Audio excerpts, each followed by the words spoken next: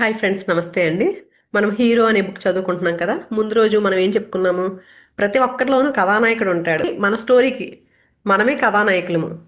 ఎంతో మంది వాళ్ళ స్టోరీస్ చెప్పారండి. అంటే మనం అనుకుంటాము జీవితంలో ఏదో సాధించారు కదా, అంటే వాళ్ళు చిన్నప్పటి నుంచి గోల్డెన్ స్పూన్తో పుట్టారు వాళ్ళు, అలా అనుకుంటాం కదా. అలా ఏమీ కాదు. సాధించిన ప్రతి ఒక్కళ్ళు ఎంతో మంది ఎగ్జాంపుల్స్ చెప్పారండి. అందరూ రకరకాల పరిస్థితులను ఎదుర్కొని వాళ్ళు సాధించారు. అలాగే మీరు కూడా మీరు ఏమనుకుంటే అది సాధించగలరు మీ జీవితంలో. మీ జీవితాన్ని మీరే, అంటే మన జీవితాన్ని ఎలా తయారు చేసుకోవాలి, మనం ఎలా మారాలి అనేది మన చేతుల్లోనే ఉంది. నేను హీరోగా అవుతాను, నా జీవితానికి నేనే హీరోని. అలా మన జీవితంలో మనం హీరోగా మారాలి అని ఎంతో మంది ఎగ్జాంపుల్స్ మనకు మోటివేట్ చేయడానికి వాళ్ళందరూ వాళ్ళ గురించి చెప్పారు. ఇంకా ఈరోజు ఏం చెప్తున్నారంటే, మీలోని అంతఃప్రేరణ. పుట్టిన ప్రతి వ్యక్తి, పుట్టబోయే ప్రతి వ్యక్తి తనదైన ఒక విశేషమైన ప్రతిభను, సామర్థ్యాన్నో వెంట పెట్టుకుని వస్తాడు. చూడండి, మనం అనుకుంటే ఎవరినో చూసి వాళ్ళలా అవ్వాలనుకోవడం ఎందుకండి? మనం మనలా ఉన్నామనుకోండి, మనలో మనం అందరూ ప్రతి ఒక్కళ్ళు ప్రత్యేకం అండి. అంటే ఒక్కొక్కరిది ఒక్కొక్క రకం టాలెంట్, ప్రతి ఒక్కరికి స్పెషల్ టాలెంట్ ఉంటుంది. అందుకని ఎవరితో పోల్చుకోకూడదని మనం. ఎవరి విశేషమైన ప్రతిభ, ఎవరి విశేషమైన సామర్థ్యం వాళ్ళకు ఉంటుంది. మీలో ఉన్న ఈ ప్రత్యేకమైన గుణమే మీలోని అంతఃప్రేరణ. ఏ మనిషి ఇది లేకుండా పుట్టనప్పటికీ చాలా మంది జీవితాంతము దాన్ని కనిపెట్టకుండా, దాని ప్రకారం జీవించకుండానే బతికేస్తారు. మనకి నిన్న కూడా చెప్పారు, చూసారండి. మనందరికీ ఒక ఇంట్యూషన్ మన లోపల నుంచి చెప్తా ఉంటుంది. అది మనల్ని కరెక్ట్ దిశలో నడిపిస్తూ ఉంటుంది. కానీ మనం ఏం చేస్తామంటే పైపైన ఆలోచనలు పెట్టుకుని, భయాలు, బాధలు ఇవన్నీ పెట్టేసుకుని దానిని వినకుండా బతికేస్తామండి. బతికేస్తే ఏమవుతుంది? మనకి జీవితం అంతా వేస్ట్ అయిపోతుంది అంతే. చివరి వరకు అలా బతికేస్తామనుకోండి, మనలో ఈ అహంకారాలు, మమకారాలు, రాగాలు, ద్వేషాలు, కోపాలు, ఆనందాలు, బాధలు ఇవన్నీ ఉంటాయి కదా. అవన్నీ ఏంటంటే దాన్ని కమ్మేస్తాయి. కమ్మేసి మనం వినలేకపోతున్నాం మన లోపల నుంచి వచ్చే సందేశాన్ని. ఆ సందేశాన్ని ఎప్పుడైతే వింటామోనండి, మన జీవితం ఇక్కడ భూమి మీదకి వచ్చామంటే ఒక పర్పస్తో వచ్చాము. నేను ఈ జీవితంలో ఇది సాధిస్తాను, లేకపోతే నేను ఈ జీవితంలో ఎలా ఉంటాను, ఇలాంటి పాఠాలు నేర్చుకుంటాను, ఇలా కొన్ని కొన్ని పెట్టుకుని వస్తాము. మనం ఎప్పుడైతే దాన్ని వినలేదనుకోండి, ఏదైతే సాధించడానికి వచ్చామో అది సాధించలేకుండా అలా ఉండిపోయి ఇంకో జన్మ ఎత్తాల్సి వస్తుంది అది సాధించడానికి. అందుకని చాలా మంది ఇలా బతికేస్తున్నారు. ఏంటో దాన్ని కనిపెట్టకుండా, ఎందుకు వచ్చాను నేను అనే ధ్యేయం తెలుసుకోకుండానే జీవితాన్ని అలా గడిపేస్తున్నారు. ఈ అంతఃప్రేరణ అనేది ఇంకేది కదిలించలేనంతగా జీవితంలో మిమ్మల్ని కదిలిస్తుంది. అది మిమ్మల్ని తన వైపు ఆకర్షించుకుంటుంది. దాని గురించి మీరు ఉద్రేకం ప్రదర్శిస్తారు. ఆ పని చేసినప్పుడు మీ హృదయం ఉత్సాహంతో ఉరకలు వేసి మీకు అంతులేని ఆనందాన్ని కలిగిస్తుంది. మనం అనిపిస్తుంది, ఏంటి ఎలా తెలుస్తుంది అనిపిస్తుంది ఎప్పుడైతే ధ్యానం చేయడం మొదలు పెట్టామోనండి. ఆ ధ్యానంలో మనకు ఆటోమేటిక్గా మనం ఎలా వెళ్ళాలో ఆ దిశగా అనుకోకుండా మనకు తెలుస్తాయి. మనం వెళ్ళాల్సిన పరిస్థితులన్నీ మనకు ఎదురవుతాయి. మనకి నువ్వు ఇది చేయాలి, పని చేయాలి అన్నట్టు. ఏ పని అయితే చేస్తున్నామో ఆ పని మనకు ఆనందాన్ని ఇచ్చిందనుకోండి, మనం ఆ జీవిత ధ్యేయం ప్రకారమే నడుస్తున్నట్లు. కొన్నిసార్లు చూడండి, మనం ఏదో పని చేస్తూ ఉంటాం, ఏంటో తెలియని బాధగా ఉంటుంది, దిగులుగా ఉంటుంది. అంటే ఏంటి, మనం మన జీవిత ధ్యేయానికి అనుకూలంగా చేయట్లేదు. అందుకే మన లోపల నుంచి ఆ బాధ వస్తుంది. నేను దీన్ని అయితే ఎక్స్పీరియన్స్ అయ్యానండి. నేను మెడిటేషన్ చేయకముందు నాకేంటో ఒక బాధ లోపల నుంచి ఉండేదండి. ఎందుకో తెలిసేది కాదు నాకు అసలు. అంటే ఈ నాలెడ్జ్ ఏం తెలియదు నాకు అప్పుడు. ధ్యానం చేయాలని ఏమీ తెలియదు. ఎప్పుడైతే ధ్యానం చేయడం మొదలు పెట్టానోనండి, నా జీవిత ధ్యేయం ఏంటి దాని ప్రకారం ఎప్పుడైతే వెళ్ళడం మొదలు పెట్టానోనండి, నాకు ఆ లోపల ఆ దిగులు, బాధ పోయింది నాకు. అప్పటి వరకు ఏం చేశాను, నేను నా జీవిత ధ్యేయానికి అనుకూలంగా నేను చేయలేదు. ఎప్పుడైతే నా జీవిత ధ్యేయంలోకి నేను వచ్చేసానో నాకు ఆనందం దొరికిందనమాట. అలా ప్రతి ఒక్కరికేనండి, మనకి ఏ పని చేస్తే ఆనందంగా ఉంటుందో మనం ధ్యానం చేసుకుంటేనండి ఆటోమేటిక్గా అసలు తెలియకుండా పరిస్థితులు అలా తీసుకెళ్ళిపోతాయండి మనకి. అందుకనే ఏ అవకాశం వచ్చినా సరే, మీరు ఏదైనా నేర్చుకునే అవకాశం వచ్చిందనుకోండి, అది మీకు నేర్చుకోవాలని అనిపించింది అనుకోండి, నేర్చుకోండి. ఎందుకంటే అక్కడ ఏదో మన అవకాశం ఉంది, అది మనకు చెప్తుంది ఇంట్యూషన్. ప్రతి నిమిషం మనల్ని మనం ఎరుకుతో గమనించుకోవడం అంటే ఇదేనండి. ఎప్పుడైతే ఎరుకుతో గమనించుకుంటామో మన లోపల నుంచి మనం చేయాల్సిన పని ఏంటి అన్ని మనకి అది మనల్ని గైడ్ చేస్తూ ఉంటుంది. మీ అంతఃప్రేరణ వ్యాపారంలో కానీ, క్రీడా రంగంలో కానీ, మీరు చేసే ఉద్యోగంలో కానీ, మీ వృత్తిలో కానీ ఏదో ఒకటి సాధించాలన్న తీవ్రమైన కోరిక కావచ్చు. అది మీకున్న అభిరుచి కూడా కావచ్చు. ఒక అభిరుచి మీ అంతఃప్రేరణ ఇచ్చే సూచన కావచ్చు. ఎందుకంటే దాని గురించి మీరు ఉద్రేకపడతారు. దాన్ని అనుసరించేందుకు మీరు తీరిక కల్పించుకుంటారు. చాలా మంది అభిరుచులే పెద్ద పెద్ద కళలుగా రూపొంది ఆ తర్వాత పెద్ద కంపెనీలుగా వెలిసాయి. అంటే కొంతమందికి ఇది చేయాలి అని ఇంట్రెస్ట్ ఉంటాయి చూడండి. ఆ ఇంట్రెస్ట్ ఏంటంటే అది వాళ్ళ జీవిత ధ్యేయం అనమాట. మైకేల్ ఆక్టన్ స్మిత్ ఈయన చెప్తున్నారు, నాకు చిన్నప్పటి నుంచి కూడా అన్నింటికంటే ఇష్టమైనది ఆటలు ఆడడం. ఆటలు ఆడడం అనేది మనిషి పుట్టుకలో చాలా ముఖ్యమైన భాగము. అందుకే ఆటల కోసం ఒక వ్యాపార సంస్థ ప్రారంభించాలని ఎప్పుడూ పెద్ద పెద్ద కలలు కనేవాడిని. ఆటల్ని కొత్తగా రూపొందించి జనానికి వినోదం కలిగించాలి అనుకునేవాడిని. పీట్ కారోల్ 13 ఏళ్ల వయసు ఉన్నప్పటి నుంచే పలు చోట్ల శిబిరాల లాంటి వాటిలో శిక్షణ ఇస్తూ వచ్చినప్పటికీ దానికి నేను భవిష్యత్తులో చేపట్టబోయే వృత్తికి దానికి సంబంధం ఉంటుందని ఎప్పుడూ అనుకోలేదు. గ్రాడ్యుయేట్ స్కూల్లో చేరినప్పుడు యూనివర్సిటీ ఆఫ్ పసిఫిక్లో శిక్షకుడిగా పనిచేయసాగాను. ఆ సమయంలోనే ఒక్కసారి వెనక్కి తగ్గి ఆగి, అయితే ఫుట్బాల్ ఆడడం సాధ్యం కానప్పుడు దానితో సంబంధం ఉండే పని ఇదే, దీన్నే నేను చేసి తృప్తి పడాలి అనుకున్నాను. అప్పుడే ఆ ఆటలో శిక్షణ ఇవ్వడం వైపు నేను నిజంగా మొదటి అడుగు వేశాను. దేన్ని గురించి మీరు పగటి కలలు కంటూ వచ్చారో, దేన్నైతే మీరు సాధించలేను అనుకున్నారో, కానీ అదే సమయంలో ఆ పని చేయడం గురించి, అటువంటి జీవితం గడపడం గురించి ఆలోచించినప్పుడల్లా మీ మనసు ఆనందంతోనూ సంతృప్తితోనూ నిండిపోయిందో, అదే మీ అంతఃప్రేరణ అయి ఉండవచ్చు. ఆ కళ ఎంత అసాధ్యమైనదైనప్పటికీ మీ మనసులో ఉన్నదాన్ని అనుసరించమని మీకు పిలుపు అందుతోంది. అంటే ఏదైతే మనకు బాగా చేయాలని అనిపిస్తుంది అనుకోండి, అక్కడ మనకి మన లోపల ఒక సందేశం వినిపిస్తుంది మనకి, నువ్వు చేయాల్సిన పని ఇదే అని. మిమ్మల్ని మీరు పరిశీలించుకోండి. ఆ గైడెన్స్ మనం వినగలగాలి, వినగలిగి దాని దిశగా మనం ముందుకు వెళ్ళాలి. లిజ్ మరి న్యూయార్క్ నగరంలో ఒంటరిగా వసారాలో పడుకునేదాన్ని. బిస్కెట్ల లాంటి తినుబండారాలని దుకాణాల్లోంచి దొంగలించేదాన్ని. పుస్తకాల సంచిని దిండుగా చేసుకుని నిద్రపోయేదాన్ని. నా సొంత వస్తువులన్నీ ఆ పుస్తకాల సంచిలోనే ఉండేవి. నా పత్రిక, నా బట్టలు, మా అమ్మ ఫోటో. నేను ఎక్కడికి వెళ్ళినా వీటిని వెంట తీసుకెళ్లేదాన్ని. ఆ పుస్తకాల సంచి మీద తలపెట్టుకుని ఆ వసారాలో పడుకుని ఇంకా మెరుగైన జీవితం గురించి కలలు కనేదాన్ని. ప్రస్తుత పరిస్థితి ఏదైనప్పటికీ దీన్ని దాటుకుని వెళ్లే సామర్థ్యం నాకు ఉందని మనసు లోతుల్లో అనిపించేది. అది కేవలం నేను మెరుగైన జీవితం గడపగలిగేందుకే కాదు, ఇతరుల జీవితాలని కూడా మెరుగుపరిచేందుకు కూడా. మీకు జ్ఞాపకం ఉందో లేదో కానీ మీకు కూడా మీ జీవితంలో ఇటువంటి పిలుపు చాలాసార్లు అంది ఉంటుంది. చిన్నతనంలో పెద్దయ్యాక మీరు ఏమవ్వాలి అనే విషయం మీకు స్పష్టంగా తెలిసినప్పుడు అది అంది ఉండవచ్చు. కానీ సమాజం, మన మంచి కోరే తల్లిదండ్రులు, అధ్యాపకులు మనం చేయగలవి చేయలేనివి అంటూ కొన్ని పనులకి మనల్ని పరిమితం చేసి తమ ప్రభావానికి మనల్ని గురి చేస్తారు.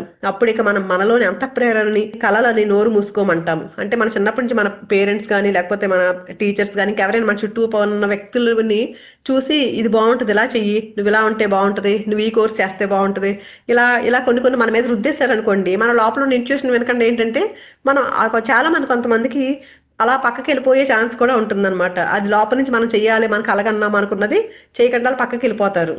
కలలు కనండి, వాటిని నిజం చేసుకోండి. అబ్దుల్ కలాం మస్తు అని చెప్తూ ఉండేవారండి పిల్లలు. పీటర్ ఫోయో, చిన్నపిల్లాడిగా ఉన్నప్పటి నుంచే నేను పెద్ద పెద్ద కలలు కనేవాడిని. వైర్లెస్ ఫోన్లు రావడానికి చాలా కాలం ముందే ఎలాంటి వైర్లు లేని చక్కటి ఫోన్ని చేతిలో పట్టుకోగలిగితే ఎంత బాగుండు అనే విషయం గురించి కలలు కనేవాడిని. పెట్రోల్ నింపుకునే స్టేషన్లో ఒక కార్డు లోపల వేసి కారులో పెట్రోల్ నింపుకోగలిగితే ఎంత బాగుంటుందో కదా. నగరాల్లో పనులన్నీ సూర్యుడి సౌరశక్తితో చేసుకోగలిగితే ఎంత అద్భుతంగా ఉంటుంది. ఈ గొప్ప కంపెనీని సృష్టించక ముందే దాని రూపం నా కళ్ళ ఎదుట ప్రత్యక్షమైంది. మనం ఆలోచనల బుక్లో కూడా చెప్పారు కదండి, ఏదైనా ఒక పని చేయాలంటే ముందేంటది ఒక ఆలోచన రూపంలో వస్తుంది మనకి. ఏంటది ఒక చిన్న ఐడియా మన జీవితాన్ని మార్చేస్తుంది అంటారు కదా. అలాగా ఈయన కూడా అప్పట్లో అలా ఆలోచించేవారంటే ఇప్పుడు అవన్నీ ఉన్నాయి కదా ఇప్పుడు మనకి. ఈ గొప్ప కంపెనీని సృష్టించక ముందే దాని రూపం నా కళ్ళ ఎదుట ప్రత్యక్షమైంది. బోలెడంత డబ్బు సంపాదిస్తూ లాటిన్ అమెరికాలో అందరికంటే గొప్ప కార్యనిర్వాహకుడిగా నన్ను నేను ఊహించుకున్నాను.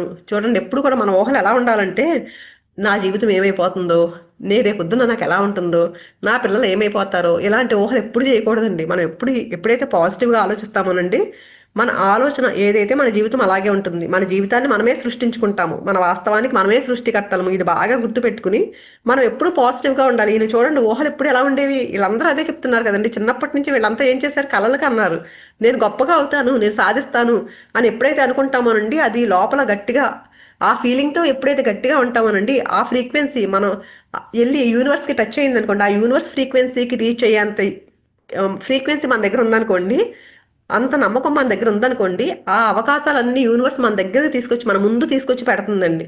అందుకనే నిరంతరము మనం పాజిటివ్గానే ఉండాలి, పాజిటివ్ ఆలోచనలే చేయాలి ఏ విషయంలో అయినా సరే. ఎప్పుడైతే పాజిటివ్గా ఉంటామో మన జీవితంలోకి అన్ని మనకు కావాల్సినవన్నీ మన జీవితంలోకి వస్తాయి. మనం ఏమి ఎవరిని అడగక్కర్లేదండి, ఆటోమేటిక్గా మనకు కావాల్సినవి తీసుకొచ్చి మన ముందు పెట్టేస్తుంది ఆ యూనివర్స్. మామూలుగా రోజువారీ జీవితంలోనే ఏదో ఒక క్షణంలో మీకు అంతఃప్రేరణ కలిగి ఉండవచ్చు. మీరు చూసిన ఏదైనా దృశ్యం వల్ల, చదివిన విన్న విషయం వల్ల అలా జరిగి ఉండొచ్చు. హఠాత్తుగా పిడుగుల మిమ్మల్ని ఏదో ఒక ఆలోచన తాకుతుంది. అంతే, ఆ మామూలు క్షణం మీ జీవితానికి అర్థం చేకూర్చే, నిర్వచనాన్ని ఆపాదించే అద్భుత క్షణంగా మారిపోతుంది. అందుకనండి మనల్ని మనము నిరంతరము గమనించుకుంటూ ఉండాలి. ఏం గమనించుకోవాలి, ఎలాంటి ఆలోచనలు చేస్తున్నాము. సాక్షిగా ఉండండి, సాక్షిగా ఉండండి. ఎందుకు సాక్షిగా ఉండడం అంటే, ఒక్కొక్కసారి ఆ ఆలోచన అంటే మనకి లోపల నుంచి మన ఇంట్యూషన్ అందిస్తుంది, మనకి అంతర్వాణి సందేశం మన లోపల నుంచి వస్తుంది. ఆ సందేశము నువ్వు ఇలా ఉండు, నువ్వు ఇలా చెయ్యి అని. ఆ ఆలోచన గమనించుకున్నప్పుడే కదండి మనం దాని ప్రకారం వెళ్ళగలుగుతాము. దాన్ని అసలు వినకుండా ఉంటే, వినలేనంత బిజీగా ఉన్నామనుకోండి, వేరే వేరే ఆలోచనలతోనో, వేరే వేరే భయాలతోనో, వేరే వేరే దుఃఖాలతో ఉన్నామనుకోండి, దాన్ని ఎక్కడ వింటాం మనము. అందుకే ఎప్పుడు సాక్షిలాగా ఉంటూ ఎలాంటి ఆలోచన చేస్తున్నాను, ఎలా ఉన్నాను అని నిరంతరము గమనించుకుంటూ ఉంటే అప్పుడు ఎప్పుడైతే మనం దాన్ని నిజంగా ఏదో ఒక రోజు మామూలు క్షణంలో ఏదో అద్భుతమైన ఆలోచన వస్తుందంటండి, అది అద్భుతమైన క్షణంగా మారిపోతుంది. మన జీవితం మారొచ్చేమో అప్పుడు. జిఎం రావు స్కూల్లో మా లెక్కల మాస్టారు ప్రతి జీవితానికి ఒక లక్ష్యం ఉంటుందని, దాన్ని సాధించేందుకు మనం గట్టిగా ప్రయత్నించాలని, అదే నిజమైన సాఫల్యమని అనేవారు. నా అంతఃప్రేరణ ఏంటో తెలుసుకుని దాన్ని సాధించడానికి ప్రయత్నించాలి అనే తీవ్రమైన కోరికని నిప్పురవ్వలా రగిలించినవి ఆయన చెప్పిన మాటలే. తర్వాత లేయర్డ్ హామిల్టన్. నేను చాలా చిన్నపిల్లవాడిగా ఉన్నప్పుడే మా నాన్న మా అమ్మని వదిలిపెట్టేశాడు. చాలా చిన్నతనంలోనే బుల్లి మగవాడిగా బాధ్యతలు చేపట్టాల్సి వచ్చింది. దానివల్లే నేను ఏదైనా సాధించి గుర్తింపు పొందాలి అనే నిర్ణయాన్ని తీసుకునేందుకు ఆ పరిస్థితులే నన్ను ముందుకు తోశాయి. సవాళ్లుగా ఎదురయ్యే పరిస్థితుల్లోంచి తమ జీవితంలో ఏదైనా సాధించాలి అనే తీవ్రమైన కోరిక లేయర్డ్ హామిల్టన్ మనసులో తలెత్తింది. అతను తన అంతఃప్రేరణ పిలుపుని విన్నాడు, ప్రతిస్పందించాడు. బిగ్ వేవ్ సర్ఫర్స్ లో అతి గొప్ప విజయాలను సాధించిన వారి పేర్లలో ఇతని పేరు కూడా చేరింది. ఎప్పుడైతేనండి మన జీవితానికి ఒక టార్గెట్ మనం పెట్టుకుంటామో దాన్ని ఖచ్చితంగా సాధించగలుగుతాము. నేను ధ్యానం చేయాలి రోజు కంపల్సరీగా 2 గంటలు అని పెట్టుకున్నాం అనుకోండి, ఆటోమేటిక్గా మన సబ్ కాన్షియస్ మైండ్కి వెళ్ళిపోవాలి. అది వెళ్ళిపోయేంత స్ట్రాంగ్గా ఎప్పుడైతే అనుకుంటామో మనం చేయగలుగుతామండి. 2 గంటలు 4 గంటలు కూడా చేయగలుగుతాము. అందుకని అలాంటి టార్గెట్స్ ఎప్పుడు పెట్టుకుంటూ ఉండాలి. అతని కళ నిజమైంది. అంతేకాక ప్రపంచవ్యాప్తంగా కొన్ని లక్షల మందికి అతను స్ఫూర్తిని, ప్రేరణను అందించాడు. లేయిన్ బీచ్లీకి కూడా చిన్నతనంలోనే ఎదురైన ఒక క్లిష్ట పరిస్థితి నుంచి అంతఃప్రేరణ లభించింది. ఆమెకి 7 ఏళ్ల వయసు ఉన్నప్పుడు ఆమె తల్లి అకస్మాత్తుగా చనిపోయింది. తల్లి చనిపోయాక తనని ఎవరో దత్తత చేసుకున్నారని లేయిన్కి తెలిసింది. తల్లిని కోల్పోవడం అనే ఆ క్లిష్ట పరిస్థితి ఆస్ట్రేలియాకు చెందిన లేయిన్ బీచ్లీని ముందుకు నడిపించింది. ప్రపంచంలోని అత్యుత్తమ స్త్రీ క్రీడాకారుల్లో ఒకరిగా చేరింది. లేయిన్ బీచ్లీ 7 సార్లు ప్రపంచ రికార్డు సాధించిన సర్ఫింగ్ ఛాంపియన్. నిజం చెప్పాలంటే ప్రపంచ రికార్డు సాధించేందుకు నన్ను ప్రేరేపించింది నన్ను పెంపకానికి తీసుకోవడము. సర్ఫింగ్ని ఎంచుకునే ముందు దేనిలో అయినా సరే ప్రపంచంలోని ఒక గొప్ప విజేతగా అవ్వాలి అనేది నాకున్న పెద్ద కళ. ప్రపంచంలోకెల్లా గొప్పదానిగా పేరు తెచ్చుకోవాలి, ఈ ప్రపంచానికి నా సామర్థ్యం నిరూపించుకోవాల్సిన అవసరం ఉంది అనుకున్నాను. పాల్ ఆర్ఫలా. నా జీవితంలో నాకేం కావాలి అనే విషయంలో నాకెప్పుడు ఎలాంటి సందేహము ఉండేది కాదు. నాకు ఒక సొంత వ్యాపారం ఉండాలని మొదటి నుంచి అనుకునేవాడిని. అది ఏ వ్యాపారమైనా పర్వాలేదు. ఐబిఎం భవనాన్ని చూసినప్పుడల్లా దానికంటే పెద్ద వ్యాపార సంస్థ కావాలి నాకు అనుకునేవాడిని. ఏడిహెచ్డి అంటే ఆటిజము, డిస్లెక్సియా వ్యాధులతో బాధపడే పాల్ ఆర్ఫలా చదవడము, రాయడము చేతకాకపోయినా జీవితంలో ఏం సాధించాడో చూడండి. కొన్ని వేల మందికి ఉద్యోగాలనిచ్చే, కొన్ని కోట్ల డాలర్ల విలువ చేసే కిన్కోస్ అనే కంపెనీని స్థాపించాడు. ద్వంద్వాలతో నిండిన మన ప్రపంచంలో ప్రతి దానికి మరో పార్శ్వం ఉంటుంది, సానుకూలమైన అవకాశం ఉంటుంది. పాల్ తనకి అనుకూలించని పరిస్థితుల్ని సానుకూలంగా మార్చుకున్నాడు. ఇతను చూడండి, ఏమి పనిచేయవు అంటే చదవడము రాయడము తెలియదు, అయినా సరే కంపెనీని స్థాపించాడు. అంటే మనం ఏంటంటే నేను ఇది చేయలేను అది చేయలేను అని పాజిటివ్గా నెగిటివ్గా చూడకుండా ఎప్పుడైతే మనలో ఉన్న సానుకూల అంశాలు చూడడం మొదలు పెడతామనండి, అప్పుడు అవకాశాలు మనకి కనిపిస్తూ ఉంటాయి మన ముందు. అలా కాకుండా మనం లేనిదాన్ని చూసుకుంటూ నాకు అది లేదు అది లేదు అనుకున్నాం అనుకోండి, ఏమీ సాధించలేము. అని ఇతను చూసేసరికి అనిపించిందంట, చూడు ఏమీ లేకపోయినా చదవడం రాదు రాయడం రాదు అయినా సరే ఒక కంపెనీని స్థాపించి తను సక్సెస్ కాగలిగాడు కదా అని ఒక ఇన్స్పిరేషన్ మనకి. అనస్థేషియా సోర్ కమ్యూనిస్ట్ రొమేనియా నుంచి తప్పించుకుని పారిపోవాలని కలలు కంది. దాదాపు 3 ఏళ్లు దానికి ప్రణాళికలు వేస్తూ తన కూతురితో పాటు పారిపోయే అవకాశం కోసం వేచి చూసింది. పారిపోవాలని నిర్ణయం తీసుకున్నాక ఎన్నో ఆపదలు ఎదురవుతాయని ఆమెకు తెలుసు.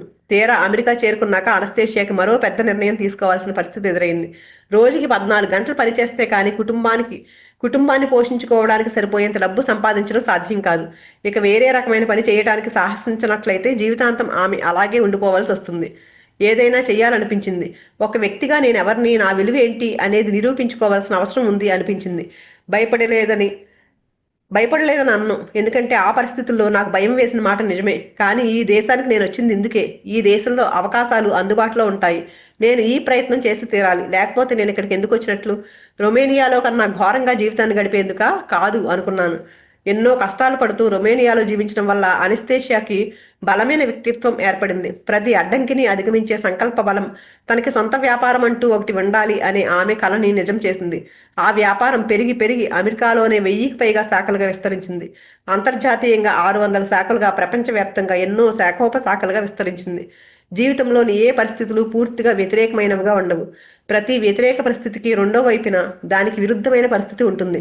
అంటే చెడు పరిస్థితి అని అనిపించే వాటన్నింటిలోనూ కనిపించిన మంచి పరిస్థితి కూడా కనుమరుగే ఉంటుంది. జీవితం అంటే మీకు అనుభవంలోకి వచ్చే చెడ్డ పరిస్థితులు మాత్రమే కాదు, వాటిలో దాగి ఉన్న స్వర్ణ అవకాశాలను కూడా మీరు ఏ విధంగా ఉపయోగించుకోగలుగుతారు అనేది జీవితము. అంటే చూడండి, మనం అనుకుంటాము ఏదైనా పరిస్థితి వచ్చిందనుకోండి, ఇబ్బందికరమైన మనల్ని బాధ పెట్టిన సంఘటన జరిగింది, అందులో కూడా ఏదో పాజిటివ్ అంశం ఉంటుందంటండి. ఎప్పుడైతే మనం దాన్ని చూడగలుగుతామో అప్పుడు మనం సాధించగలుగుతాము.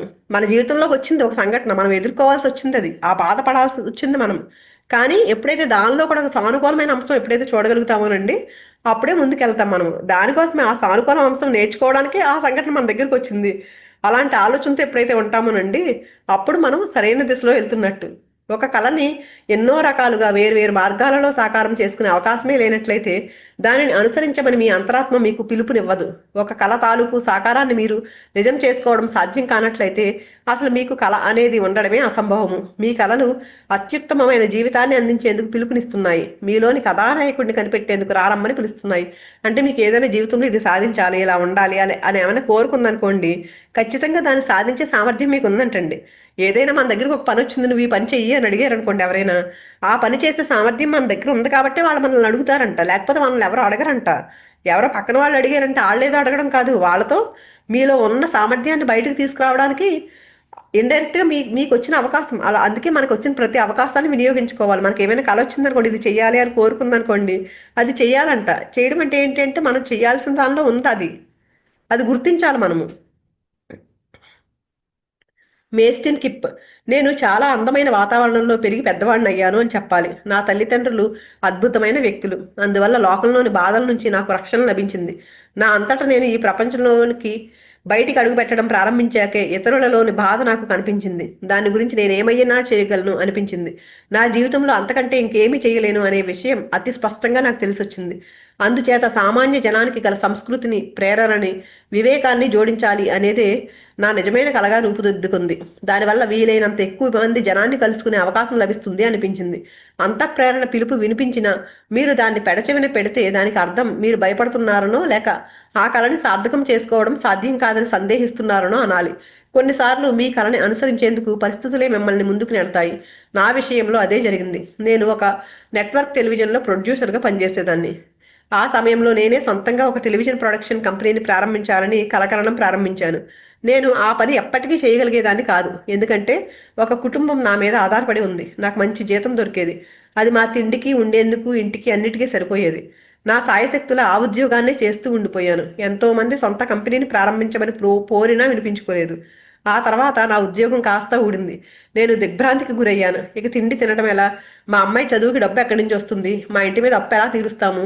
మరో టెలివిజన్ నెట్వర్క్లో ఉద్యోగం సంపాదించడం అనేది ఒక మార్గము, కానీ ఒకసారి చేసిన ఉద్యోగమే మళ్ళీ చేయడం అనే ఆలోచనను భరించలేకపోయాను. ఉద్యోగం ఎలాగూ పోయింది కాబట్టి ఇంక పోయేందుకు ఏమీ మిగలలేదని గ్రహించిన తర్వాత టెలివిజన్ కార్యక్రమాలకు సంబంధించిన కొత్త ఆలోచనలని మా చిన్న ఇంట్లోని వెనక గదిలో ప్లాస్టిక్ కుర్చీలు, బల్లలతో మొదలుపెట్టి ప్రయోగాలు చేయడం మొదలుపెట్టాను. ఒక ఆలోచనకి రూపాన్నిచ్చి టెలివిజన్ కార్యక్రమం తయారు చేసి ఒక వాక్యంలో దాని సారాంశాన్ని కుదించి పిచ్ తయారు చేశాను. పిచ్ ఎలా తయారు చేస్తారో నిజానికి నాకు తెలియదు, కానీ నా ఆలోచన మీద నాకు నమ్మకం ఉంది. ఒక నెట్వర్క్లోని కార్యనిర్వాహకుల ముందు నా ఆలోచనను ఉంచాను. మరుక్షణము ఆ కార్యక్రమాన్ని వాళ్ళు అంగీకరించి ప్రదర్శించారు. మొదటి ప్రదర్శనకి విపరీతమైన జనాదరణ లభించి చాలా కాలం పాటు సీరియల్గా ప్రదర్శించబడింది. చూడండి, ఇక్కడ ఈవిడ చెయ్యాలి, నాకు ఇది స్టార్ట్ చేయాలి, ఒక కంపెనీ పెట్టుకోవాలి సొంతంగా అనుకునేది ఆవిడ. సొంతంగా నేను చేసుకోవాలి, ఏదైనా నా కాళ్ళ మీద నిలబడాలనుకునేది, కానీ ఆ జాబ్ ఏంటి చాలా కంఫర్ట్గా ఉంది. అందుకని జాబ్ మానేస్తే ఎలాగా అనేసి అలా జాబ్ చేసుకుంటూ పోయింది. ఒక రోజు ఏమైంది, జాబ్ అంతా ఊడిపోయింది, తీసేశారు ఉద్యోగం నుంచి. అప్పుడు నిజంగా అప్పుడు బయటకు వస్తారండి. అప్పటి వరకు ఏంటంటే ఒక కంఫర్ట్ జోన్లోంచి అలా ఉండిపోతాం మనం. బాగుంది కదా జీవితం, ఎందుకు దీన్ని రిస్క్ చేయడం ఎందుకు అనుకుంటాము. ఎప్పుడైతే ఆ కంఫర్ట్ జోన్ నుంచి అందుకే బయటపడుతూ ఉండాలంటండి. అప్పుడప్పుడు బయటపడుతూ ఉన్నప్పుడే మనలో ఉన్న అసలైన టాలెంట్లు, మనం అసలు వెళ్ళాల్సిన అసలైన దారి ముందుకు కనిపిస్తూ ఉంటాయి మనకి. ఉద్యోగంలోంచి తీసేయడం వల్ల నా అంతఃప్రేరణ పిలుపు అందుకుని నా కళలను సాకారం చేసుకునేందుకు ఎన్నో అనువైన పరిస్థితులు నెలకొన్నాయి. ఎప్పుడైతే మన అంతఃప్రేరణ చెప్పే దిశగా ముందుకెళ్తామోనండి, మనకి ఆ సృష్టి కూడా అన్ని విధాలా సహకరిస్తూ ఉంటుంది. ఈ రోజు వరకు నన్ను ఉద్యోగంలోంచి తీసేసిన ఆ నెట్వర్క్కి కృతజ్ఞతలు తెలుపుకుంటూనే ఉంటాను. కానీ ఆ టైంలో ఏంటి, ఫస్ట్ ఎలా ఉంది, ఈవిడికి ఉద్యోగం పోయిందనేసరికి ఒక బాధ వస్తుంది కదా, ఏంటి పరిస్థితి ఎలాగా అని. కానీ ఈరోజు అది పోయినందుకే ఈరోజు హ్యాపీగా ఉంది. ఆవిడ తీసేసినందుకు థ్యాంక్స్ చెప్పుకుంటుంది ఆవిడ. వాళ్ళు ఆ పని చేసి ఉండకపోతే నా కళలు పిలుస్తున్న వినిపించుకునే దాన్ని కాదు. ఎంతో ఉత్సాహభరితంగాను సంతృప్తిగాను చేసిన నా ఈ జీవన యాత్రని నేను కోల్పోయి ఉండేదాన్ని. అందుకే మనకి బాధ దుఃఖం వచ్చినప్పుడు అండి, ఇందులో ఏదో మంచి ఉంది, నాకు మంచి జరగడం కోసమే ఇలా జరిగింది అని ఎప్పుడైతే అనుకుంటామోనండి, ప్రతిదీనండి మన జీవితంలో జరిగే ప్రతి బాధాకరమైన విషయం కూడా మనకి ఏదో మంచి తీసుకురావడానికే వచ్చింది అలా ఎప్పుడైతే ఫీల్ అవుతామో అప్పుడండి మన జీవితం ఎంత హ్యాపీగా ఉంటుందో ఒకసారి ఈసారి గమనించండి. ఎప్పుడైనా సరే ఏదైనా మన మంచిగే అని ఊరికే అనలేదండి మన పెద్దలు. ప్రతి విషయానికి ఏది జరిగినా సరే ఏదైనా మన మంచిగా అనుకున్నాం అనుకోండి, అది ఎందుకు మంచి అనేది కొన్ని ఫ్యూచర్లో మనకు తెలుస్తుంది ఆ విషయము. అందుకని ఏ విషయంలోనూ బాధపడద్దండి. ఏ విషయంలోనూ ఎందుకు ఇలా జరిగింది ఏంటి అని, అంటే మనం ఆనందం ఒకటే మన జీవితంలో మనం చేయాల్సింది ఏంటంటే ఆనందపడుతూ ఉండడం అంతే.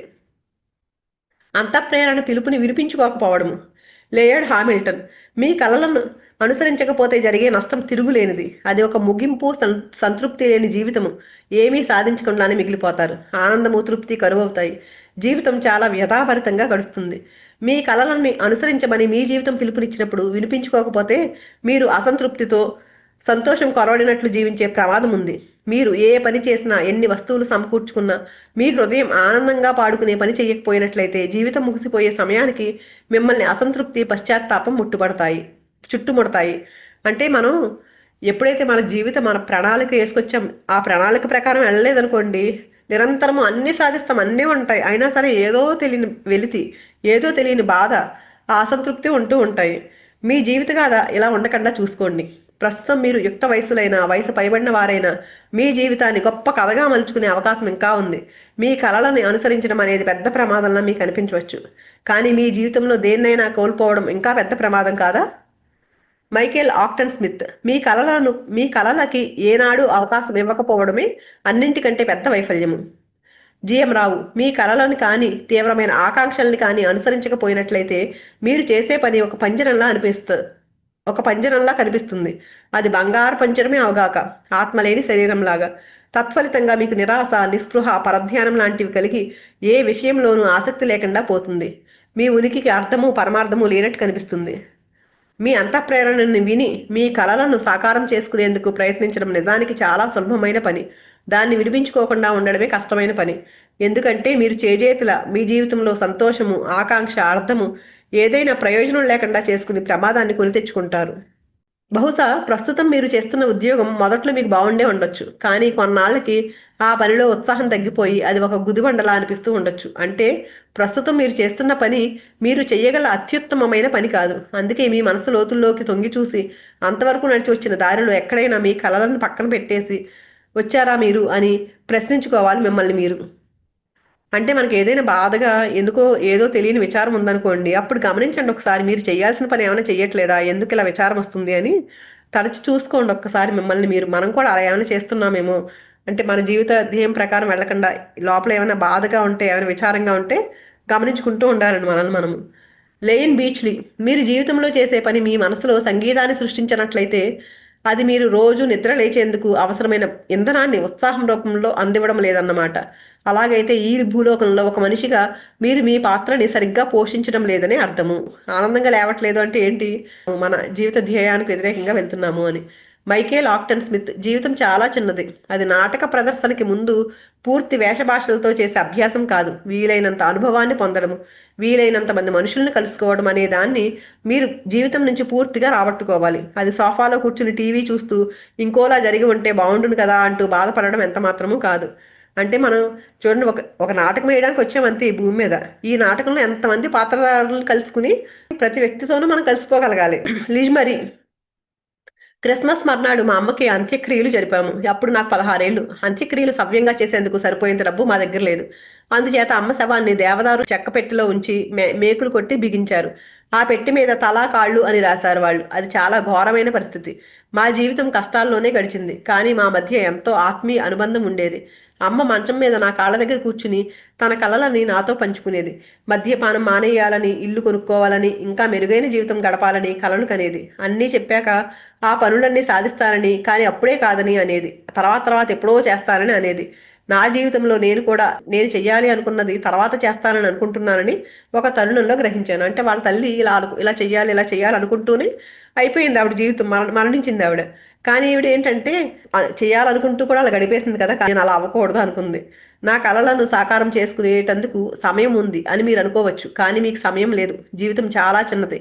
ప్రస్తుతం జీవితకాలం సగటు నిడివి 24,869 రోజులు అని లెక్క కట్టారు. మనలో కొందరు ఇంకా ఎక్కువ కాలము, మరికొందరు తక్కువ కాలము బతుకుతాము. ఎలా అయినా మనకున్న విలువైన సమయం తక్కువే. అందుచేత మీ కలలని వాయిదా వేయడం కుదరదు. ఇప్పుడు కాకపోతే మరెప్పుడూ సాధ్యం కాదు. అందుకని మనం ఏ రోజైతే ఈ ధ్యానాన్ని వింటామో, మనం ప్రతిరోజు వింటున్నాం కదండి, ఏమి చెప్పుకున్నా మనము ఈ వాక్యం ప్రతి దానిలో వస్తుంది. రేపు చేస్తాను, ఎల్లుండి చేస్తాను కాదు, ఈ రోజు విన్నామా, ఇప్పుడు విన్నాము, ఇప్పుడే మొదలు పెట్టండి. ఎందుకంటే రేపు ఎలా ఉంటుందో ఎవరికీ తెలియదు, అది సాధించగలవో లేదో తెలియదు. అందుకని ఈ రోజు నుంచే మనం చేసే ధ్యాన సాధన కానీ, ఆ తీసుకునే జ్ఞానం కానీ ప్రతిరోజు జరుగుతూ ఉండాల్సిందే. అది ఇప్పుడు కాకపోతే మరెప్పుడు సాధ్యం కాదు. ఇప్పుడు చేయకపోయినట్లయితే మీరు దాన్ని అలా వాయిదా వేస్తూనే పోతారు, ఇంకెప్పుడూ చేయలేరు. సరైన సమయం ఇప్పుడే.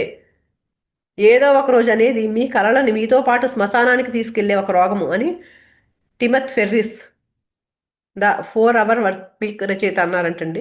ఇంకెవరో వచ్చి మీ కలలను సాకారం చేస్తారని అనుకోకుండా ఉంటే అదే ఒక పెద్ద ముందడుగు. మీ పై అధికారి, మీ స్నేహితులు, మీ భాగస్వామి, కుటుంబము, పిల్లలు వీళ్ళెవరు మీకోసం మీ జీవితాన్ని జీవించలేరు.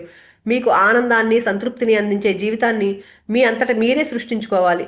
మీకోసం ఆ పని ఇంకెవ్వరూ చేయరు. ఇది బాగా గుర్తుపెట్టుకోవాలండి. ఎవరి మీద ఆధారపడి వాళ్ళు చేస్తారులే, వాళ్ళ మీద ఆధారపడి మన ఆనందాన్ని లేకపోతే మనం చేసే పనిని ఎవరి మీద డిపెండ్ అవ్వకుండా ఉండగలగాలి. మైకేల్ ఆక్టన్ స్మిత్, ఎవరైనా చేయాల్సిన పనుల్లో అతి ముఖ్యమైనది తాము చేపట్టే చర్యలకి స్వయంగా బాధ్యత వహించడము. మీ పెంపకాన్నో, డబ్బు లేకపోవడాన్నో, లేక ఇంకొక లోటునో తప్పు పట్టడం చాలా సులభం. కానీ ఒక్కసారి ఆగి మీకు ఒక విషయం చెప్పనా, నా జీవితానికి నేను తప్ప ఇంకెవ్వరూ బాధ్యులు కాదు అన్నారంటే అది మీరు చెయ్యబోయే ముఖ్యమైన అడుగు. మీరు మీ పరిస్థితుల్ని అనుకూలంగా మార్చుకోవాలని గ్రహించారు అని అర్థము. మీ మానసిక వైఖరిని మార్చుకోవాలి. మీరు మీ ఉద్యోగాన్ని మార్చుకోవాలి. పనులు వనగూడేందుకు ఏ మార్పులు చేయవలసి ఉన్నా చెయ్యాలి. మనం ఎలా ఉన్నా సరే మన జీవితంలో నుండి మనల్ని పేర్లు పెట్టేవాళ్ళు, మనల్ని వెక్కిరించేవాళ్ళు ఉంటూనే ఉంటారు. వాళ్ళని పట్టించుకుంటూ ఉన్నామనుకోండి, ముందుకు వెళ్ళలేం. మనము అనుకుంటారు, ఏమనుకున్నా మనం చేసేది ధర్మ మార్గంలో ఉంటూ మన పని మనం చేసుకుంటూ ముందుకెళ్ళడమేనండి. మన ఆత్మ ఉన్నత దిశగా ఏం చెయ్యాలో ఆ పనులన్నీ చేసుకుంటూ ముందుకెళ్ళడమే మనం చేయాల్సింది. లిజ్ మరి చిన్నపిల్లలుగా ఉన్నప్పుడు పెద్దలు కోల్పోయిన ఒక గుణం మనలో ఇంకా ఉంటుంది. ప్రతి విషయము కొత్తగా ఉత్సాహాన్ని రగిలించేటట్టు కనిపిస్తుంది. నిజంగా అన్నీ సాధ్యమే అని కూడా అనిపిస్తుంది. ఆ తర్వాత ఏదో జరుగుతుంది. మనం వైఫల్యాన్ని చవిచూస్తాము, నిరాకరణకి గురవుతాము, నిరాశ చెందుతాము, మనలోని ఉత్సాహం క్షీణిస్తుంది, మనం గంభీరంగా మారిపోతాము. అంటే చిన్నప్పుడు ఏంటంటే నేను ఇలా చేయాలి, అలా చేయాలి, చాలా ఉత్సాహంగా ఉంటామండి. కానీ ఎప్పుడైతే జీవితం మొదలుపెట్టిన తర్వాత అవన్నీ పనులు చేయడం మొదలుపెట్టిన తర్వాత అర్థమవుతాయి. అర్థమైనప్పుడు ఏంటంటే ఆ ఉత్సాహం అంతా నీరు కారిపోయి గంభీరంగా అయిపోతాము. కానీ అదే ప్రతిరోజు ఉదయం నిద్ర లేవగానే మీరు నాకు ఇష్టమైన వాటి కోసం ప్రయత్నిస్తే ఎలా ఉంటుంది, నా కలలని సాకారం చేసుకుంటేనో అని అనుకున్నారనుకోండి, అప్పుడు అలారం నోరు నొక్కేసి కాళ్ళని నేల మీదకి దింపి లేచి ఆ పని ప్రారంభిస్తారు. ఆ అద్భుతాన్ని మళ్ళీ మీ జీవితంలోకి తెచ్చుకునేందుకు, సాధ్యమయ్యే వాటి కోసం జీవించడానికి, జీవితంలో మీరు కోరుకున్న వాటిని అనుసరించడానికి మీకు భయంగా ఉండొచ్చు, ఓటమికి గురవుతానేమో అనుకోవచ్చు. కానీ ఒక్క విషయం గుర్తుపెట్టుకోండి, ఒక కళని సాధించి నిజం చేసుకునే సామర్థ్యమే మీలో లేనట్లయితే దానిని అనుసరించమని మీ అంతరాత్మ పిలుపునివ్వదు. అది బాగా గుర్తుపెట్టుకోవాలండి. మన దగ్గరికి ఒక పని వచ్చిందనుకోండి, అది మనకి చేసే సామర్థ్యం లేకపోతే మన దగ్గరికి ఆ పని రానే రాదు. మన దగ్గరికి వచ్చింది ఆ పని అంటే మనకు ఆ సామర్థ్యం ఉంది కాబట్టే మన దగ్గరికి వచ్చింది. అందుకని దాన్ని నమ్మి మనం ఆ పని చేసుకుంటూ ముందుకెళ్ళిపోయి దానిలో సక్సెస్ని చూడగలుగుతాము. లేయర్డ్ హామిల్టన్, ఓడిపోతానేమో అనే భయం జనాన్ని ఎన్నో పనులు చేయకుండా ఆపేస్తుంది. అంటే అసలు పని చేయకుండానే నేను చేయగలనా లేదా, ఇలాంటి డౌట్లతోనే పని ఆపేస్తారండి అసలు మొదలు పెట్టకుండానే. మా అమ్మ ఎప్పుడూ ఒక మాట అంటూ ఉండేది, ప్రతి వ్యక్తి తనకి తానే ఒక పెద్ద ఆటంకాన్ని సృష్టించుకుంటూ ఉంటాడు. అంటే ఒక పని చేయకుండా మనల్ని ఆపేది మనమే. మనల్ని మనం పని చేయకుండా ఆపేందుకు ఇంకొక కారణం ఉంది. ఆ పని చేసేందుకు కొత్త ఆలోచనలు కానీ అవకాశాలు కానీ ఏమీ లేవు అని అనుకోవడము. దాన్ని సాకుగా చెప్పి జీవితంలో ఏది సాధించకుండా ఉండిపోతాము. ఒకవేళ మంచి అవకాశాలు లేవు అని మీకు అనిపిస్తే పాల్ ఆర్ఫలా ఒక సువర్ణ అవకాశాన్ని ఎంత సులువుగా అందుకున్నాడో ఒకసారి చూడండి. ఆయన ఏంటంటే లైబ్రరీలో జిరాక్స్ కాపీ తీసుకునేందుకు వరుసలో నిలబడి ఉన్నప్పుడు ఎవ్వరూ చూడండి పాల్ ఆర్ఫలాకి కనిపించిందంటండి. ఏంటంటే తన గురించి ఇలా అనుకున్నాడంట అతను. ఇక్కడ జనం వరుసగా నిలబడ్డారంటే ఇంకొక చోట కూడా ఇలాగే జనం నిలబడి ఉండొచ్చు. ఆ చిన్న ఆలోచన నుంచి కింకోస్ అనే ఒక గొప్ప ఆలోచన పుట్టింది. నాలో ఏదైనా మంచి గుణాలు ఉంటే వర్తమానంలో ఎలా ఉండాలో నాకు తెలుసు అనేది ఒకటి. మీరు ఈ క్షణంలో ఉండనట్లయితే, ప్రస్తుత పరిస్థితిని అర్థం చేసుకోనట్లయితే రాబోయే అవకాశాలను చూడలేరు. ఆయన ఏం చేశాడు అక్కడ? వర్తమానంలో, మన వర్తమానంలో ఉండండి, వర్తమానంలో ఉండాలనుకుంటాం కదా. ఎప్పుడైతే వర్తమానంలో ఉంటామోనంటే అప్పుడు ఐడియాస్ వస్తూ ఉంటాయి. అక్కడ ఒక అవకాశాన్ని చూడగలిగాడు ఆయన వర్తమానంలో ఉండడం వల్ల. అందుకని ఆ పరిస్థితిని అర్థం చేసుకున్నప్పుడే రాబోయే అవకాశాన్ని చూడగలుగుతాము అని చెప్పారు ఆయన. అందుకే మైకేల్ ఆక్టన్ స్మిత్ ఏం చెప్తున్నారంటే, విజేతల్ని చూసి చాలా మంది భుజాలు ఎగరేసి నిర్లక్ష్యంగా వాళ్ళకి అదృష్టం కలిసి వచ్చిందిలేండి అంటారు. మనకి ఎవరైనా సాధించిన వాళ్ళు చూసామనుకోండి, వాళ్ళకి అదృష్టం ఉంది కాబట్టి సాధించారు అంటాం మనము. కానీ నిజానికి జీవితంలో మీ అదృష్టాన్ని మీరే నిర్మించుకుంటారు. అవకాశాలు రాగానే ముందుకి ఉరకడానికి సిద్ధంగా ఉంటారు. ఎవరైతే మనకు వచ్చిన అవకాశాలు వినియోగించుకుంటామో ప్రతి ఒక్కళ్ళకే ఉంది ఆ అదృష్టం అనేది. కానీ ఆ వినియోగించుకునే తీరులోనే తేడా ఉంటుంది. ఎప్పుడైతే నేను సాధించగలను, ఎప్పుడైతే బలంగా నమ్ముతారో ప్రతి ఒక్కళ్ళు సాధించగలరు. అనస్థేషియా సోర్ ఏం చెప్తున్నారంటే, అవకాశాలు అందరూ ఎదుట ప్రతిరోజు ప్రత్యక్షం అవుతూ ఉంటాయి. దానిని ఒక రైల్వే స్టేషన్ లాంటిది అనొచ్చు. అందరూ స్టేషన్లో ఉన్నారు, రైళ్ళు వచ్చి జనం ముందు ఆగుతాయి, కానీ వాళ్ళ కళ్ళు మూతపడి ఉంటాయి. చూసేందుకు కళ్ళు తెరుచుకుని ఉండరు, ఆ రైల్లో ఎక్కరు. అవకాశాలు అంతటా ఉంటాయి. అంటే అవకాశాలు ఏంటంటే ఒక ట్రైన్ లాంటి మన ముందుకు వస్తూనే ఉంటాయి. దాన్ని గమనించి ఎక్కినవాడు ఏం చేస్తున్నాడు? గమ్యానికి చేరుకుంటున్నాడు. ఎక్కకుండా అలా కళ్ళు మూసుకుని చూడలేదు అనుకోండి ఆ ట్రైన్ని, అలాగే ఉండిపోతాడు, అక్కడే ఉండిపోతాడు ఆ స్టేషన్లోనే. జిఎం రావు, ఒక పెద్ద పని చేసేందుకు పెద్ద కళలు కనవసరం లేదు, జీవితం అందించే అవకాశాలన్నింటినీ అందుకోండి చాలు. అంటే మనకి ఏ అవకాశాలు వస్తున్నాయి వాటిని గమనించుకుంటూ వాటిని అందుకుంటే చాలు. గొప్ప అవకాశాలన్నింటినీ ఉపయోగించుకోవడం ఎప్పుడో అయిపోయింది అని అందరూ మీకు చెప్తారు. నిజానికి ఈ లోకము క్షణము మారుతూ ఉంటుంది. కొత్త అవకాశాలని అన్ని వైపులకి విరజిమ్ముతూ ఉంటుంది. అవి మీ వైపు కూడా వస్తాయి. భద్రత అనేది ఒక భ్రమ. డబ్బు, భద్రత మీ జీవితంలోని ఎంపికలను ఆదేశించకుండా చూసుకోండి. జీవితం నిరంతరము మారుతూ ఉంటుంది. కంపెనీలు చేతులు మారిపోతూ ఉంటాయి, దివాళా తీస్తాయి, లేకపోతే విదేశాలకు తరలిపోతాయి, ఉద్యోగాలు ఓడతాయి. ఆర్థిక సంక్షోభం ఘోరమైన నష్టాలకి గురి చేస్తుంది. మీ ఉద్యోగము, మీరు పొదుపు చేసిన డబ్బు, మీ ఇల్లు అన్నీ మీరు పోగొట్టుకోవచ్చు. వివాహాలు విడాకులకు దారితీయచ్చు. ఆరోగ్య సమస్యలు తలెత్తవచ్చు. మీరు భద్రత అనుకునే దాన్ని వీధిలోకి గిరాటేసే పరిస్థితులు నెలకొనవచ్చు. నా కలలని అనుసరించడం కన్నా ఆర్థిక భద్రతే ముఖ్యము అని దాన్ని ఎంచుకున్నాను. కానీ నన్ను ఉద్యోగం నుంచి తీసేశాక నేను భద్రత అనుకున్నది నా భ్రమే అని స్పష్టంగా తెలిసి వచ్చింది. ఇందాక చెప్పింది కదండి ఆవిడ స్టోరీ. ఆ జాబ్లో ఉన్నంతసేపు అలాగే ఉండిపోయారు ఆవిడ. నిజమైన భద్రత అంటే ఎక్కడా భద్రత లేదు అని తెలుసుకోవడమే. ఎందుకంటే అది తెలిసినప్పుడే మీరు ప్రతిరోజు పరిపూర్ణంగా జీవించేందుకు ప్రయత్నిస్తారు. అంటే ఒక భద్రతలో ఉన్నామనుకున్నాం అనుకోండి, ఒక పంజరంలో అలా ఉండిపోతాం అంతే. ఆ భద్రత గురించి ఆలోచించకుండా ఉంటే ఆ పంజరంలోంచి బయటకు వచ్చి మనం పరిపూర్ణంగా జీవించగలుగుతాం మన జీవితాన్ని. మేస్టిన్ కిప్, కుటుంబ సభ్యులు, స్నేహితులు మిమ్మల్ని ప్రేమిస్తారు. అన్నింటికంటే మంచివే మీకు అందాలని ఆశిస్తారు. ఏ పాడు తండ్రో తల్లో మీకు ఉంటేనో, లేకపోతే ఓ దరిద్రగొట్టు వాతావరణంలో మీరు పెరిగి ఉంటేనే తప్ప సాధారణంగా అందరికీ మంచి తల్లి మంచి తండ్రి ఉంటారు. మీకు ఆర్థిక భద్రత ఉన్న సురక్షిత మార్గాన్ని ఎంచుకోవాలని, అక్కడే భద్రతకి హామీ నిశ్చయంగా ఉందని సాధారణంగా అనుకుంటారు వాళ్ళు. మైకేల్ ఆక్టన్ స్మిత్, భద్రత నుంచి మంచి ఆదాయం వచ్చే ఉద్యోగం నుంచి తప్పుకోవడం చాలా బాధాకరంగానే ఉంటుంది. అయినప్పటికీ అది తాత్కాలికము. మీరు కొన్ని దశాబ్దాలు జీవించి ఉండబోతున్నారు. తాత్కాలికంగా కాస్త బాధపడినా ఏమీ పర్వాలేదు. దానివల్ల మీకు ఇష్టమైంది దొరుకుతుంది అనే అవకాశం ఉంటే జీతం తక్కువైనా మునిగిపోయింది ఏమీ లేదు. ఎందుకంటే ఒకవేళ మీకు బాగా ఇష్టమైన ఉద్యోగం దొరికినట్లయితే ఇంకా ఎన్నో రకాలుగా మీరు విజయం సాధించగలుగుతారు. కంఫర్ట్ జోన్లో అలా ఉండిపోకండి, బయటకు వస్తే ఇంకా ఇంకా కొన్ని అవకాశాలు మీరు తీసుకోగలుగుతారు అని చెప్తున్నారండి. జిఎం రావు, తక్కువ జీతం వస్తుందని మీకు ఇష్టమైన పనిని వదిలి రాజీ పడకండి. మీరు ఏ పనిలో ఎక్కువ సామర్థ్యం చూపించగలుగుతారో అది తప్పకుండా మీకు అవసరమైన సమృద్ధిని, భద్రతని అందిస్తుంది. ప్రారంభం చిన్నదిగా ఉంటే ఉండవచ్చు, కానీ పనిలో నైపుణ్యం సాధించిన కొద్దీ మిగతావన్నీ దాని వెంటే వస్తాయి. భద్రత అనే ఆలోచనలో చిక్కుకుపోవడం అనేది ఎవరికైనా జరగచ్చు. ఎంతోమంది ఎక్కువ డబ్బు సంపాదిస్తున్నప్పటికీ వాళ్ళు చేసే పని వాళ్ళకి బండ చాకరీలాగా అనిపిస్తూ ఉంటుంది. తమకన్నా ఎంతో తక్కువ డబ్బు సంపాదించే వాళ్ళకి కలిగే అసంతృప్తి విచారం లాంటివే వాళ్ళకి కలుగుతాయి. అంటే ఏ పని చేస్తే మనం ఆ పనిని ఆస్వాదిస్తూ చేయగలగాలి, అలాంటి పని చేస్తూ ఉండాలి మనము. లేడ్ హామిల్టన్, మీ దృష్టిలో డబ్బంటే ఏమిటి? అదే మీ లక్ష్యం అయితే అది మిమ్మల్ని శాసిస్తుంది. మీ కదలికల మీద ఆధిపత్యం చెలాయిస్తూ మిమ్మల్ని అదుపులో ఉంచుతుంది. భౌతిక సౌకర్యాలు అద్భుతమైనవి. వాటిని అనుభవించడం ఈ భూమి మీద నివసించే వాళ్ళకి దొరికే గొప్ప సంతోషాల్లో ఒకటి. కానీ సమాజం మనపై విధించిన నియమాల ద్వారా భౌతిక సౌకర్యాలను పోగు చేసుకోవడమే మన జీవిత లక్ష్యం అనుకునే పరిస్థితి ఏర్పడుతుంది. నిజంగా అదే మన జీవిత లక్ష్యం అయితే వాటి వల్ల మనం నిజమైన ఆనందాన్ని, సంతృప్తిని, దేన్నో సాధించామన్న భావనని పొంది ఇంక ఏ వస్తువు కొనక్కర్లేదని అనుకోవాలి. ఆ వస్తువులు కొన్నప్పుడు మనకు దొరికే ఆనందం నిలకడలేనిదిగా ఉండదు, శాశ్వతంగా ఉండిపోతుంది. భౌతికమైన వస్తువుల్ని పోగు చేయడం నిజంగా మన జీవిత లక్ష్యం అయి ఉంటే మనం పోయేటప్పుడు వాటిని వెంట తీసుకెళ్లడం సాధ్యమయ్యేది. పొద్దున్నే వార్తాపత్రిక తెచ్చుకునేందుకు బయటికి వెళ్ళి మీ వీధికి అటువైపు ఉన్న ముసలాయన జో ఇల్లు మాయమైందని తెలుసుకుంటారు. ఎందుకంటే ఆయన చనిపోతూ దాన్ని తమ వెంట తీసుకెళ్లిపోయాడు. మన వస్తువుల్ని మనతో తీసుకెళ్ళలేము, ఎందుకంటే అవి మనము ఒకటి కాదు, మనం వేరు. ఈ భూమి మీద మనకి అవి ఆనందం ఇవ్వడం అనేది మన జీవితంలో ఒక భాగం మాత్రమే. అవి మన జీవితానికి లక్ష్యం కాదు. అంటే మన జీవిత లక్ష్యం అవే భౌతికమైన వస్తువులు చూసండి, అది సంపాదించడమే నా లక్ష్యము. చాలా మంది లక్ష్యాలు ఎలాంటివి పెట్టుకుంటూ ఉంటారు కదండి, కానీ మనం పోయేటప్పుడు అది తీసుకెళ్ళాం, మనతో పాటు తీసుకెళ్ళలేం కదండి.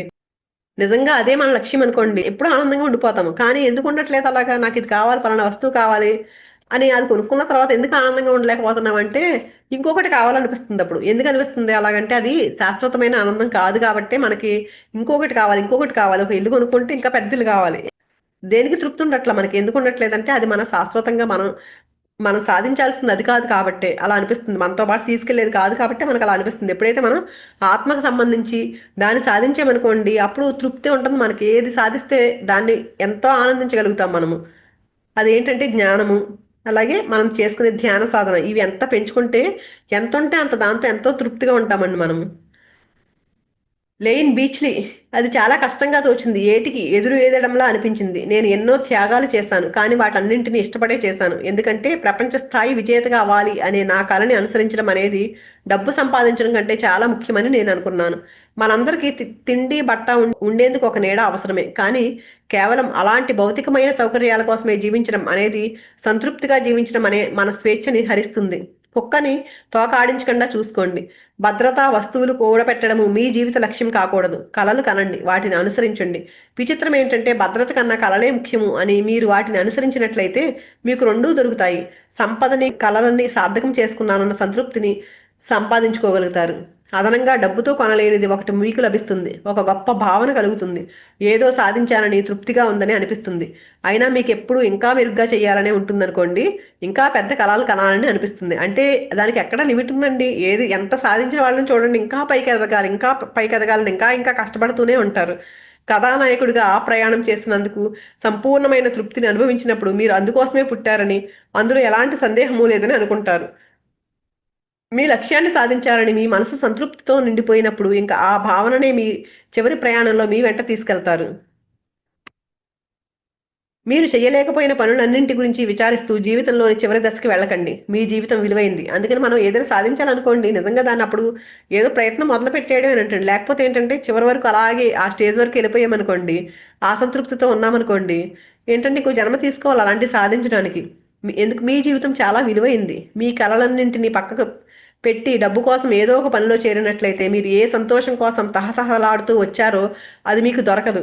ఎందుకంటే నిజమైన సంతోషము మీ కలలని సార్థకం చేసుకున్నప్పుడే లభిస్తుంది. ఎలాంటి విచారము లేకుండా జీవితంలో చివరి దశకు చేరుకోవడం ఎలా ఉంటుందో ఊహించి చూడండి. మీరు చేసిన పనులన్నింటినీ వెనక్కి తిరిగి ఒక్కసారి చూసుకున్నప్పుడు మీ మనసు గొప్ప సంతృప్తితో నిండిపోతే ఆ అనుభూతి ఎలా ఉంటుందో ఒకసారి ఊహించండి. అంటే మనం ఏదో చేసేయడం కాకుండానండి, మన కళలని నెరవేర్చుకోలేదనుకోండి, ఆ బాధ లోపల అలా ఉండిపోతుంది కదండి. అలా చివరి దశలో అలా ఉండకూడదు. మనం వెనక్కి తిరిగి చూసుకుంటే మన జీవితం చాలా తృప్తిగా, చాలా ఆనందంగా గడిపాను అని మనం ఫీల్ అవ్వాలి. ఇది కూడా అంతేనండి. మనం ఏంటంటే ఇక్కడ ధ్యానం క్లాసులు వింటున్నామంటే మనందరం ఏంటంటే ఒక స్టేజ్లో ఉన్న వాళ్ళే వినగలుగుతారండి. ఇది అందరూ వినలేరు, విందాం అనుకున్నా కూడా. ఈ స్టేజ్ వరకు మనం వచ్చామంటేనండి మనం ఆ జ్ఞానాన్ని ఇంకా ఇంకా పెంచుకోవాలి. ఎన్ని లక్షలు, ఎన్ని కోట్లు సంపాదించామో ఆ దానికంటే కూడా మన ఆత్మ ఎదుగుదలకి ఏదైతే చేసుకున్నామోనండి, మనం చేసుకునే ధ్యాన సాధన, మనం నేర్చుకునే జ్ఞానం, ఆ ఒక్కటే మనతో వస్తాయండి. అందుకని వీటిని పెంచుకుంటూ ఉన్నాం అనుకోండి, మనకు ఆ తృప్తి వస్తుంది. భౌతికంగా ఎంత సాధించినా సరే తృప్తి ఉండదు మనకి. గమనించండి, ఏది సాధించినా ఏం చేసినా తృప్తి ఉండదు. ఎందుకు ఉండదంటే అది భౌతికం తాత్కాలికమైంది కాబట్టి తృప్తి ఉండట్లేదు అక్కడ. మనం మనతో పాటు తీసుకెళ్లేది ఏంటి, ఏదైతే జ్ఞానం సంపాదించుకున్నామో దాన్ని ఖచ్చితంగా మళ్ళీ జన్మలో కూడా మనం దాన్ని కొనసాగించుకోగలుగుతామండి. అందుకని ఎంత వీలైతే అంత ఆ ధ్యాన సాధన పెంచుకుంటూ ఆ జ్ఞానాన్ని పెంచుకుంటూ ఉందామండి. అప్పుడు పైకి వెళ్ళిన తర్వాత మనం వెనక్కి తిరిగి చూసుకుని, నా జీవితాన్ని ఎంత వాల్యుబుల్గా నేను జీవించాను, నేను అనుకున్న ధ్యేయాన్ని నెరవేర్చుకోగలిగాను అని మనం అప్పుడు ఫీల్ అవ్వగలుగుతామండి. అలాగ మన జీవితాన్ని ప్రతి నిమిషం వేస్ట్ చేసుకోకుండా ఈ ధ్యానం చేసుకుంటూ సజ్జన సాంగత్యం చేస్తూ ముందుకెళ్దామండి. మిగిలింది రేపు చెప్పుకుందాము. థ్యాంక్ యూ సో మచ్ అండి.